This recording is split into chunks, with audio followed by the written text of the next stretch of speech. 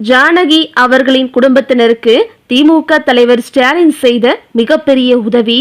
உச்சகட்ட நிகழ்ச்சியில் திரையுலகம், அதாவது தென்னிந்தியாவின் நைட்டிங்கேல் என்றும் இசை பேரரசு என்றும் வர்ணிக்கப்பட்ட பிரபல பின்னணி பாடகி எஸ் ஜானகி உடல்நலக்குறைவு மற்றும் வயது முதிர்வு காரணமாக நேற்று இரவு 7:30 மணியளவில் மைசூரில் காலமானார்.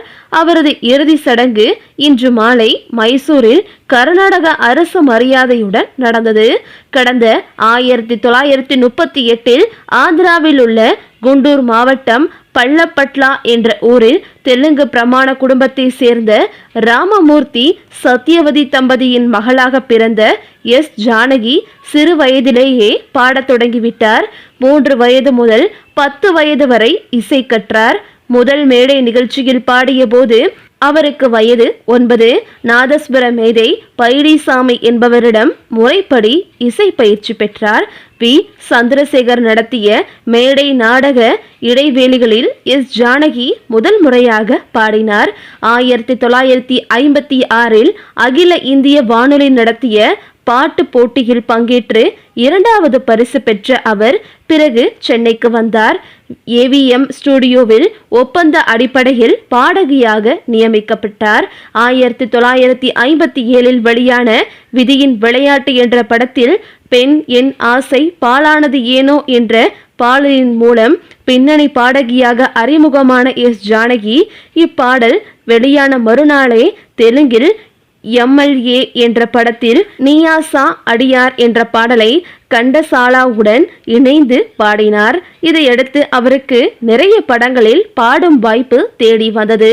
முதல் ஆண்டிலேயே 6 மொழிகளில் 100 பாடல்களை பாடி முடித்த எஸ் ஜானகி கடந்த 1957 இருந்து தமிழ் மொழியில் பாடத் தொடங்கினார். மலையாளம், கன்னடம், தெலுங்கு, இந்தி, சிங்களம், வங்களம், சமஸ்கிருதம், ஒடியா, குஜராத்தி, ஆங்கிலம், கொங்கணி, தூளு, சௌராஷ்டிரம், ஜப்பான், ஜெர்மன், படுகா, பஞ்சாபி உள்ளிட்ட இன்னும் சில மொழிகளிலும் அவர் பாடியிருக்கிறார். 17 மொழிகளுக்கும் மேல் பாடிய ஒரே பாடகி என்ற பெருமை பெற்ற இவர் இது ஒரு பெரிய சாதனை இல்லை என்று தன்னடக்கத்துடன் குறிப்பிட்டிருக்கிறார். கடந்த 1992 இலங்கையில் நடந்த ஒரு விழாவில் அவருக்கு ஞானகான சரஸ்வதி என்ற பட்டம் வழங்கப்பட்டது. தமிழ், தெலுங்கு ஆகிய மொழிகளில் பல பக்தி பாடல்களை தானே எழுதி இசையமைத்து பாடியிருக்கிறார். மௌன போராட்டம் என்ற தெலுங்கு படத்துக்கு முதலில் அவர் இசையமைத்தார். பல்வேறு மொழிகளில் 48,000க்கும் மேற்பட்ட பாடல்களை பாடியிருக்கும் எஸ் ஜானகி நிறைய பாடல்களை தானே எழுதி இசையமைத்து பாடியுள்ளார். மேலும் சிறந்த பின்னணி பாடகிக்கான தேசிய விருதுகளை 4 முறை பெற்றுள்ளார். கடந்த 2014 வெளியான வேலையில்லா பட்டதாரி என்ற படத்தில் நடிகர் தனுஷுடன் இணைந்து அம்மா அம்மா என்ற பாடலை பாடிய எஸ் ஜானகி தொடர்ந்து பேபி என்ற படத்தில் பாடினார். திருநாள் என்ற படத்தில் கான் தேவா இசையில் தந்தையும் யாரோ தாயாரும் யாரோ என்ற பாடலை பாடினார். கடந்த 1986 தமிழக அரசு வழங்கிய கலைமாமணி விருது, கடந்த 2002 கேரள அரசு வழங்கிய சிறப்பு விருது மற்றும் 4 முறை சிறந்த பின்னணி பாடகிக்கான தேசிய விருது பெற்றுள்ள எஸ் ஜானகி பத்மபூஷன் விருது வாங்க மறுத்துவிட்டார் என்பதும் குறிப்பிடத்தக்கது.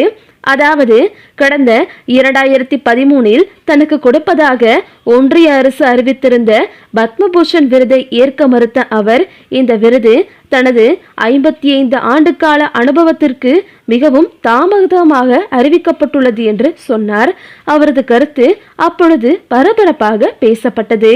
கடந்த 1980 மலையாள படத்துக்கும் கடந்த 1984 தெலுங்கு படத்துக்கும் தேசிய விருது பெற்றுள்ள எஸ் ஜானகி 14 முறை கேரள அரசின் சிறந்த பின்னணி பாடகிக்கான விருதும், 7 முறை தமிழக அரசின் பின்னணி பாடகிக்கான விருதும், 10 முறை ஆந்திர அரசின் சிறந்த பின்னணி பாடகிக்கான விருதும் பெற்றுள்ளார். கடந்த 1976 பாரதி ராஜா இயக்கத்தில் இளையராஜா இசையமைத்த 16 வயது நிலை தொடர்ந்து இப்படியாக அடுத்தடுத்து பல பாடல்களுக்காக பாடி எஸ் ஜானகி தேசிய விருது பெற்றார். இந்த நிலையில் எஸ் ஜானகியின் கணவர் ராம் பிரசாத் காலமாகிவிட்டார். தனது மகன் முரளி கிருஷ்ணாவுடன் சென்னையில் வசித்து வந்த எஸ் ஜானகி இனிமேல் சினிமாவில் பாடமாட்டேன் என்று ஒரு இசை நிகழ்ச்சியில் அறிவித்துவிட்டு ஐதராபாத்துக்கு சென்று ஓய்வெடுத்தார்.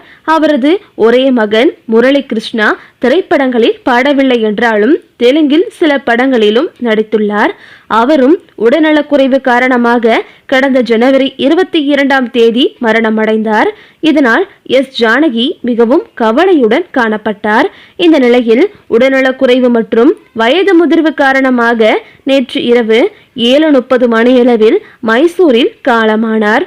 கர்நாடக அரசு முழு மரியாதையுடன் இறுதி சடங்கு மறைந்த பாடகி எஸ் ஜானகியின் மறைவுக்கு இரங்கல் தெரிவித்ததுடன் அவரது உடல் முழு அரசு மரியாதையுடன் மைசூரில் அடக்கம் செய்யப்படும் என்று கர்நாடக முதல்வர் டி.கே. சிவக்குமார் அறிவித்துள்ளார்.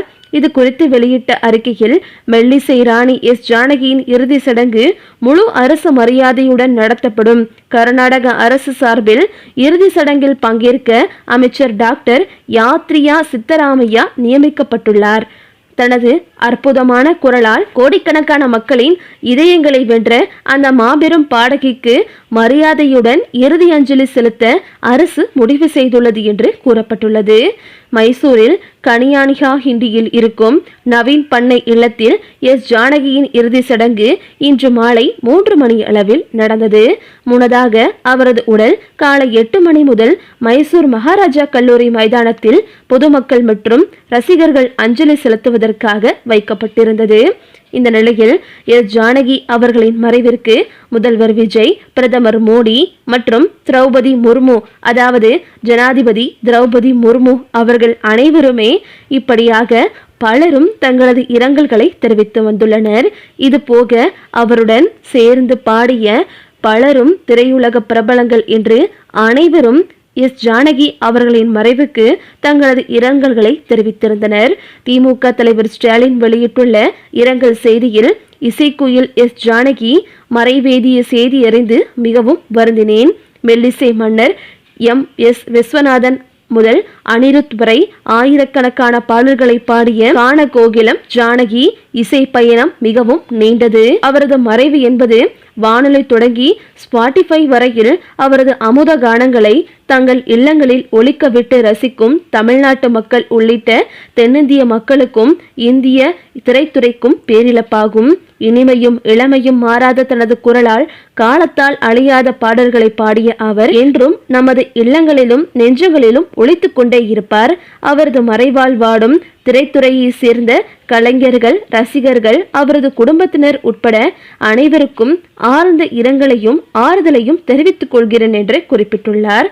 இந்த நிலையில் தற்போது முன்னாள் முதல்வரான மு.க. ஸ்டாலின் அவர்கள் ஏற்கனவே பாக்யராஜின் மறைவிற்கு சில உதவிகள் செய்து தருவதாக அவரது குடும்பத்தினரும் கூறியதாகவும், என்ன வேண்டுமானாலும் என்னிடம் கேளுங்கள் என்று தற்போது பாரதி ராஜா உட்பட பாக்யராஜ் என்று பலரது குடும்பத்தினருக்கும் திமுக தலைவரான ஸ்டாலின் செய்து வந்தார் என்றும் சொல்லப்பட்டது. அதுபோலவே தற்போது எஸ் ஜானகி அவர்களின் குடும்பத்தினருக்கும் என்ன உதவி வேண்டாலும் தயங்காமல் என்னிடம் கேளுங்கள் என்றும் அவர்களுக்கு தேவையான உதவிகளையும் முதல்வர் ஸ்டாலின் திமுக சார்பாக சில உதவிகளை செய்ய உத்தரவிட்டிருப்பதாகவும் சொல்லப்படுகிறது.